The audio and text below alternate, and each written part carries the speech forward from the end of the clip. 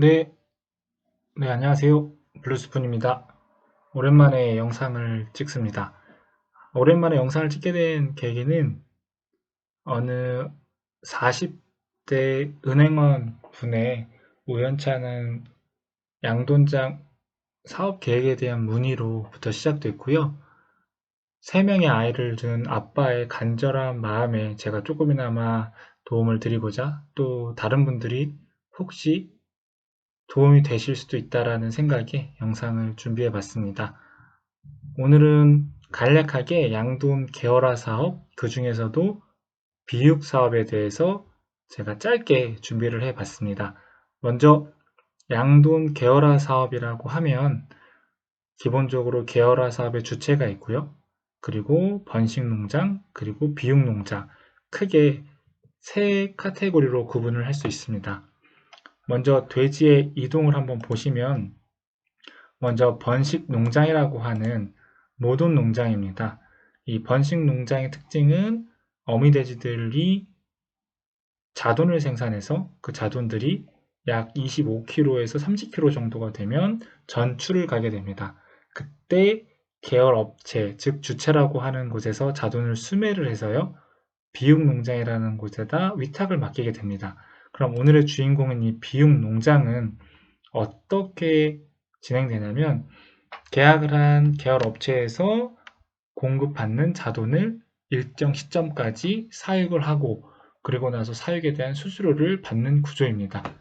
이런 구조가 이미 이렇게 육계라든가 그리고 한우 비유구 사업에도 비슷한 어떤 메커니즘으로 구성이 되어 있습니다. 그리고 비육 농장에서 비육돈이 출하가 되면 식육 제품과 육가공 제품으로 가공이 된 이후에 최종 엔드 유저인 소비자들에게 판매되는 구조입니다. 계열화 사업의 목적, 즉 주체에서는 생산성 향상과 원료돈을 안정적으로 공급한다는 강점이 있고요. 이 투사이트라고 하는 분업 경영이라는 게 반도체 산업으로 예를 들면 팹리스라고 해서 반도체를 설계만 하는 부분이 있고요. 그리고 파운드리라 그래가지고 위탁 생산하는 반도체 전문 분야가 있습니다. 이처럼 쉽게 말씀드리면 반도체 산업과 비교하면 번식 농장은 팹리스와 같다고 좀 단순하게 비교를 하겠습니다. 그리고 비육 농장은 위탁 생산하는 파운드리 이런 회사와 비슷한 구조로 구성이 되어 있고요. 이 모돈 그리고 비육 반도체로 말씀드리면 팹리스 그리고 파운드리 분업이라는 포인트가 동일합니다. 그래서 71령의 28kg를 기점으로 이전까지는 번식 농장에서 만들고요. 그리고 이후는 비육 농장에서 이렇게 만들어서 출하를 합니다. 각 파트별로 분업하는 파트별로의 주요 관리해야 되는 포인트들이 이렇게 다르고요.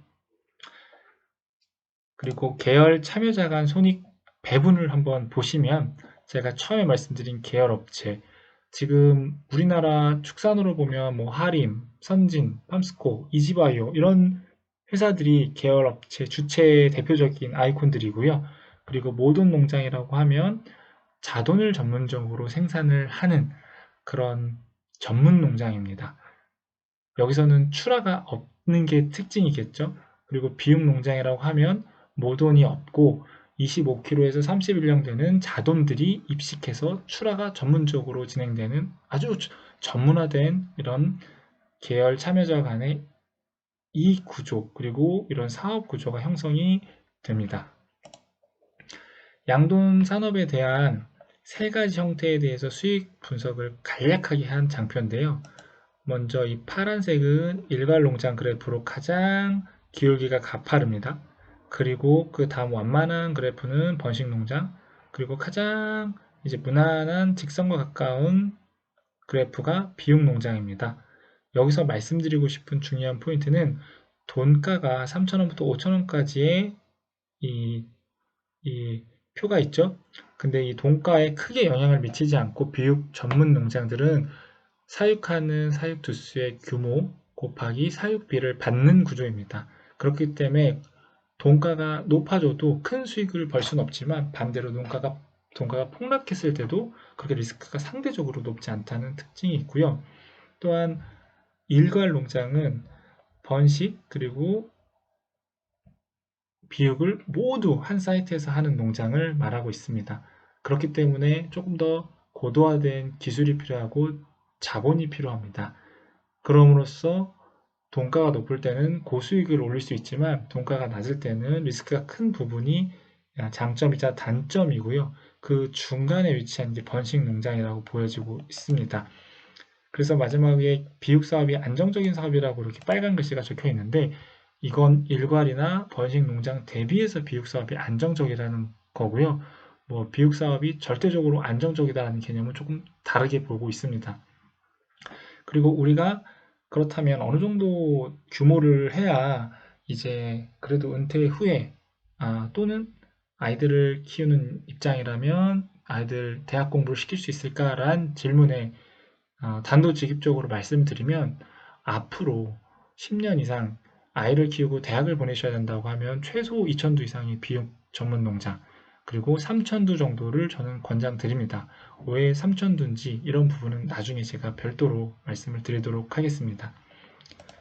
이제 비육 사업 시스템에 대해서 중요한 포인트 한 가지 더 말씀을 드리면 입식 준비가 있고요. 제가 개인적으로 가장 중요하다고 보는 과정입니다. 입식이라고 하면 깨끗하게 돈살을 수세, 소독, 청소를 해놓은 상황에서 자돈들을 맞이할 세팅을 끝내놓는 거고요. 그 다음에 자돈 전입, 사육 중기를 거쳐서 마지막에 출하를 앞둔 사육 말기 시점이 있습니다. 저는 입식 처음과 그리고 이 기차라고 하면 꼬리칸에 있는 마지막 출하 단계가 가장 중요하다고 보고 있고요. 왜냐하면 제대로 입식이 되면 제대로 잘 클 거고요. 그리고 출하는 규격돈을 출하함으로써 수익을 극대화시킬 수 있습니다. 그렇기 때문에 입식과 처음 하는 입식 준비와 마지막 단계인 출하 단계를 가장 저는 중요하게 보고 그 앞과 후가 잘 되면 중간은 자연스럽게 따라올 거라고 보고 있습니다.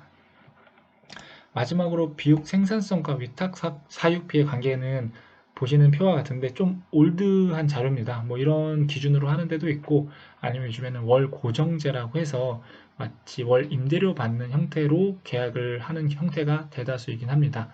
앞으로 어떤 형태로 이 비육장들이 고도화될지는 조금 더 지켜봐야겠지만 그동안 돈가에 상관없이 위탁비는 인플레이션이 계속해서 이어졌던 부분 그리고 앞으로 양돈장에 대한 프리미엄이 계속해서 올라갈 것이기 때문에 비육 전문 농장에 대한 메리트는 저는 굉장히 좀 긍정적으로 보고 있습니다.